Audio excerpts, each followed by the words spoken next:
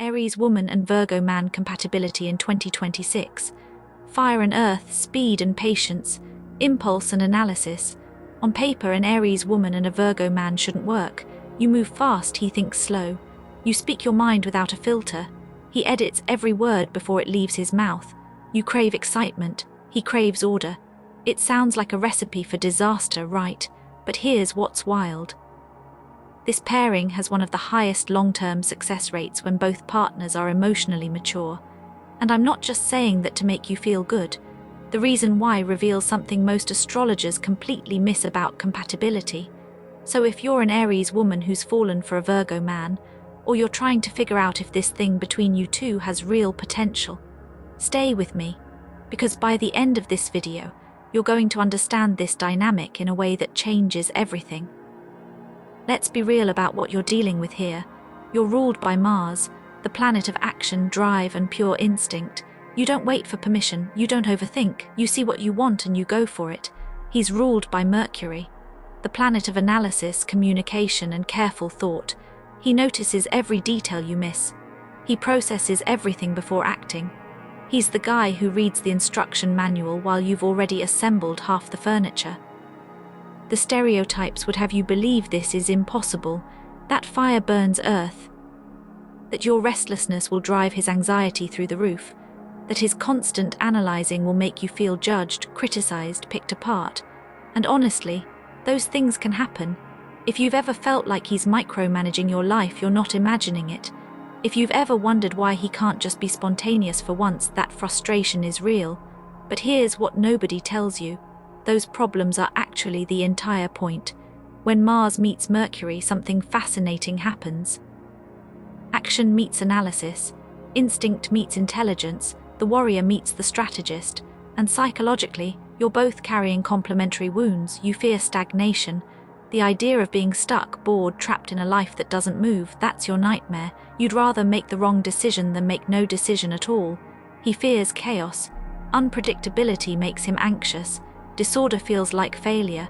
He needs to understand things before he can trust them. You need each other. Not in a codependent, dysfunctional way.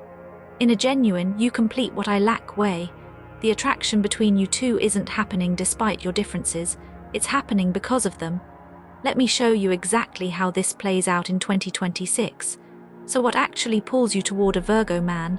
It's probably not fireworks at first. It's not that electric instant, I can't breathe around you feeling you might be used to. Instead, it's something quieter. You notice his competence, the way he actually has his life together, the fact that he doesn't play games or need constant ego validation. He's reliable in a world full of people who ghost and breadcrumb.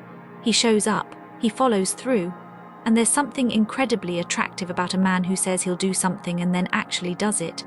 For him, he's drawn to your fire, your aliveness, the way you're unapologetically yourself, your directness. God, he finds that refreshing. After dealing with people who never say what they mean, your honesty feels like oxygen. There's this "I shouldn't want this but I do" dynamic that often happens between you two. Your chaos to his order, your impulse to his analysis, and something in him secretly craves that spark he's been denying himself his whole life. Here's the key insight. He represents the stability you didn't know you needed. And you represent the permission to live that he's been denying himself. That's powerful. That's real, and that's why this connection catches both of you off guard. Now let's talk about where things get rocky, because they will. I'm not going to sugarcoat this. The friction usually shows up around speed and communication. You make decisions fast, you process emotions fast. You want to address issues now, resolve them now, and move on. He needs time. He withdraws to think. He analyzes every angle before he's ready to discuss anything. And when you're standing there wanting resolution while he's retreating into his mental processing room, it can feel like rejection. Then there's the criticism trap. Your Virgo man doesn't criticize to hurt you. He criticizes because his brain is wired to optimize everything, including you, including your relationship. When he offers helpful suggestions, he genuinely thinks he's helping. But for an Aries woman, those suggestions can feel like attacks, like he's saying you're not good enough, like he's trying to fix you instead of accept you. But here's the twist. This friction isn't a sign the relationship is failing. It's the growth opportunity both of you desperately need. His criticism is pushing you to slow down, to reflect, to add strategy to your instincts. Your directness is pushing him to be more honest, more vulnerable, more alive. This is where most couples fail, but if they survive this phase, something remarkable happens.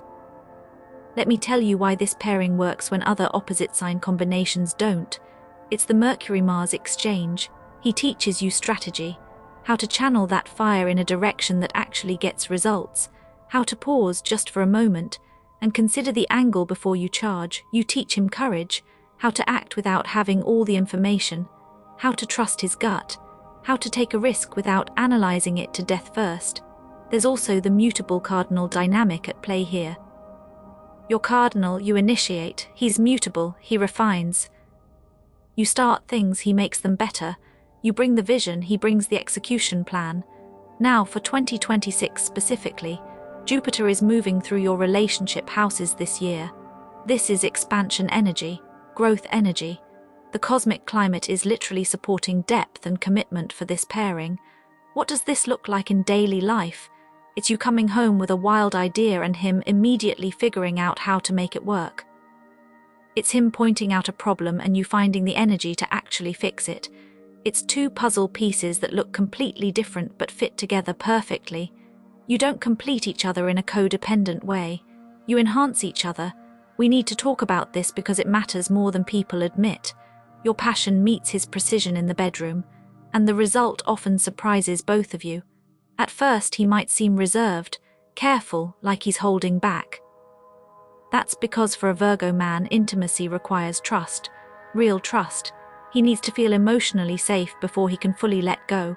But once that trust is established, once he feels secure with you, that attention to detail he applies to everything else, he applies it here too. He's attentive, he's focused on your experience, he notices what works and remembers it. For you, physical connection is play, it's energy. It's stress release and validation of mutual desire all wrapped into one. For him, it's proof of trust. It's care expressed through precision, when both of you get what you need. When your fire meets his devotion, the physical connection becomes something neither of you expected, something that deepens every other part of the relationship. So can this actually last? Yes, but you need to understand something crucial. His criticism isn't rejection, it's anxiety. When he nitpicks or offers unsolicited advice, he's not saying you're not good enough.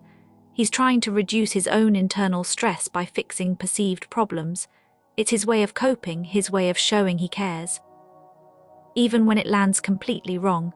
And he needs to understand something about you too. Your restlessness isn't abandonment, it's life force. When you need excitement, when you push for change, when you can't sit still, that's not you preparing to leave, that's you being alive. That's your fire doing what fire does. The evolution this pairing offers is profound.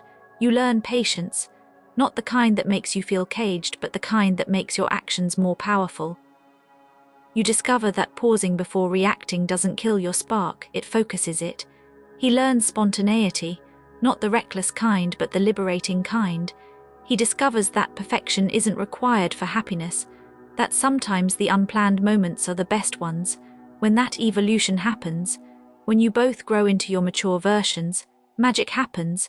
This becomes the relationship that makes you better people, not just happy people. All right, let's get practical. Here's what you need to know for navigating this relationship in 2026. When he withdraws, give him space. I know your instinct is to pursue, to demand resolution, to talk it out right now. Resist that. Give him 24 hours, let him process. He'll come back clearer and more present than if you'd pushed. When he criticizes, hear the intention, not just the words. Ask yourself, is he trying to hurt me or is he trying to help in the only way he knows how? Most of the time, it's the latter. You can teach him better ways to express concern without accepting behavior that genuinely hurts you. When to push when he's stuck in analysis paralysis. Push when overthinking is preventing him from living. Your fire can break through his mental loops. Use it wisely. When to wait when emotions are high. Wait when he's clearly overwhelmed. Wait when pushing would feel like attacking rather than liberating. The phrases that unlock him: I appreciate how much effort you put into this. I trust your judgment. What do you need from me right now? He needs to feel useful and valued. Feed that need. The one thing that will make him commit completely: consistency, not perfection, consistency. Show him that your fire is sustainable, that your passion isn't just a phase, that you can be wild and reliable at the same time. When he trusts that you're not going anywhere, he'll give you everything. Remember how we started: fire and earth, speed and patience, impulse and analysis. On paper it shouldn't work, but here's what those surface level takes miss. Fire doesn't destroy earth, fire warms it. Fire brings light and energy to what would otherwise be cold and static. And earth doesn't smother fire, earth contains it. Earth gives fire a hearth, a home, a place to burn bright without burning out. This is why astrologers who only look at elements miss the whole story. Compatibility isn't about finding someone identical to you.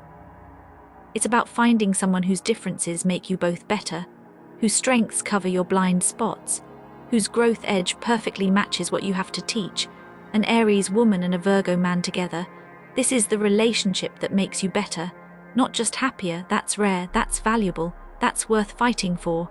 If you're in this dynamic right now, tell me in the comments, what's been your biggest challenge? What's surprised you most? I want to hear your story. And if you found this helpful, make sure you're subscribed, because we're breaking down every zodiac pairing this year. And I promise you, we're going deeper than anyone else.